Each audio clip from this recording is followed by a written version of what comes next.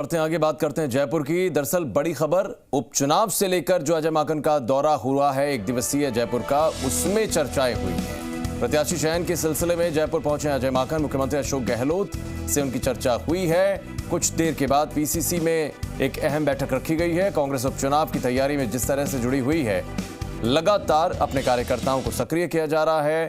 जो पदाधिकारी हैं उनके जरिए रणनीति पर तैयारी की जा रही है और कांग्रेस उपचुनाव में जीत हासिल करे, ये अजय माकन की भी कोशिश है। इसलिए फीडबैक के आधार पर प्रत्याशियों का चयन किया जाएगा, ये कहना है अजय माकन का।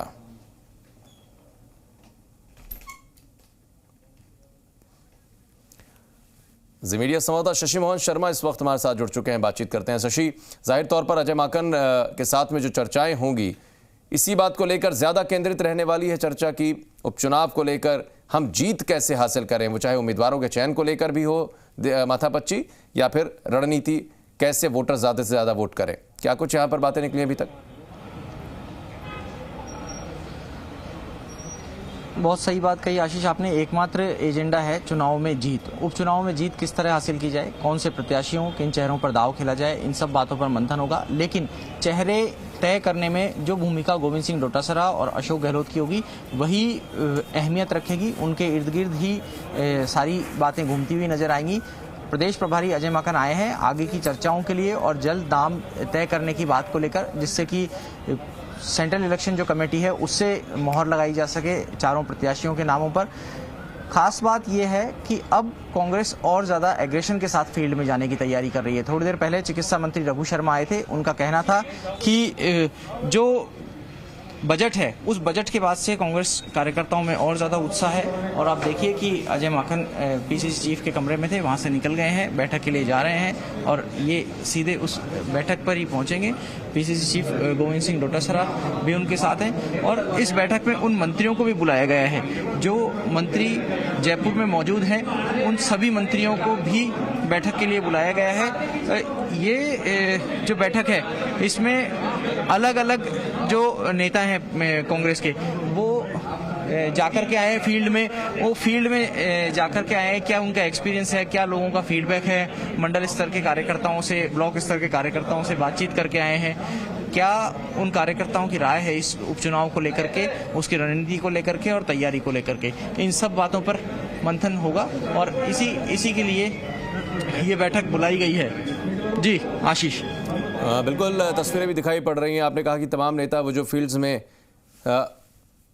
होकर आए हैं, जाहिर है कि प्रताप सिंह खचरियावास भी तस्वीरों में दिखाई पड़े। और शशि, कहीं ना कहीं जब आप ब्रेन स्टॉर्मिंग करते हैं तो कुछ ना कुछ चीज़ें बाहर निकलती हैं और वही ब्रेन स्टॉर्मिंग कहीं ना कहीं इस बैठक के जरिए करने की कोशिश की जाएगी।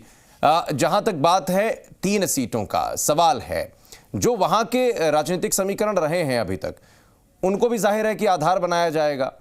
अगर उनको आधार बनाते हैं तो ज्यादा कहां पर कोशिशें होंगी जिन पर काम करना कांग्रेस पार्टी के लिए ज्यादा जरूरी रहेगा इस बार?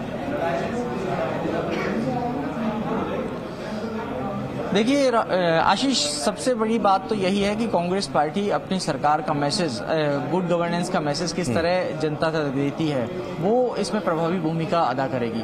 जैसा चिकित्सा मंत्री रघु शर्मा ने कहा कि बजट के बाद में कांग्रेस कार्यकर्ता ज्यादा उत्साहित है और बजट की घोषणाओं को लेकर के वो लोग जाएंगे, उससे साफ हो गया है कि जो सरकार का गवर्नेंस का मैसेज है वो देने की कोशिश की जाएगी। किस तरह सभी क्षेत्रों के लिए योजनाएं लाई गई है, सभी तबकों का ध्यान रखने की कोशिश करने की बात बजट में कही गई है, उसको ले जाकर के प्रचारित करेंगे। जहां तक कांग्रेस की बात है कि रणनीति किस तरह की अपनानी पड़ेगी, देखिए हर चुनाव अलग रणनीति के आधार पर लड़ा जाता है। कोई एक सेट फॉर्मूला सभी सीटों के लिए नहीं हो सकता।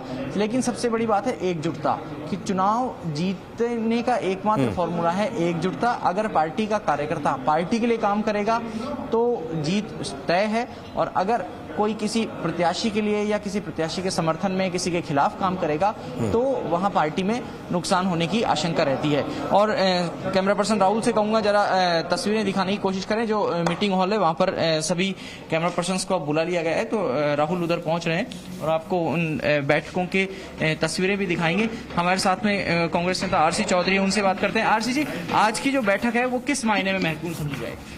निश्चित रूप से निकाय चुनाव में जो उत्सववर्धक नतीजे रहे उसके बाद में प्रदेश कार्यालय के साथ में आगामी 4 जो उपचुनाव है उसको लेकर मीटिंग रखी गई है प्रदेश के पदाधिकारी कार्यकर्ताओं में उत्साह है और तमाम आगे की रणनीति के लिए चर्चा रखी गई लेकिन है। आरसी जी, लेकिन प्रत्याशी तो मुख्यमंत्री को और पीसीसी चीफ को ही तय करने हैं। फिर भी ये जो क्षेत्र में गए हैं वो फीड लेकर आए हैं। बिल्कुल शशि, अंदर की भी तस्वीरें दिखाई पड़ रही हैं। मैं चाहूंगा कि दर्शकों को ये भी बता दें कि देखिए ये अंदर मीटिंग हॉल के अंदर की तस्वीरें हैं जहां पर गोविंद सिंह डोटासरा मौजूद हैं। तमाम जो मंत्री गण हैं, जो उनके कैबिनेट के सहयोगी हैं, वो मौजूद हैं।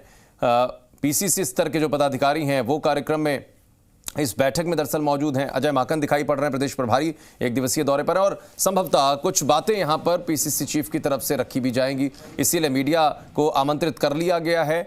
हो सकता है कि बैठक से पहले कुछ ब्रीफिंग और बैठक के बाद कुछ ब्रीफ करते हुए ये बताया जाए कि किस एजेंडे को लेकर ये पूरी बैठक केंद्रित रही है। शशि लगातार हमारे साथ बने हुए हैं और सबसे पहले ये तस्वीरें जी राजस्थान पर हमारे दर्शक देख पा रहे हैं। शशि,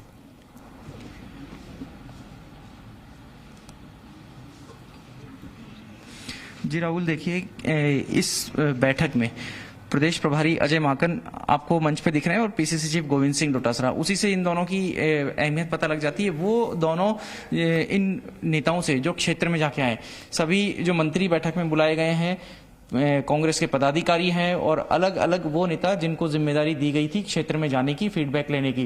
ब्लॉक स्तर के कार्यकर्ताओं से मिले हैं, जिले स्तर के कार्यकर्ताओं से मिले हैं और विधानसभा क्षेत्र पर जो लोग लगातार सक्रिय रहने वाले हैं उनसे फीडबैक लिया गया है।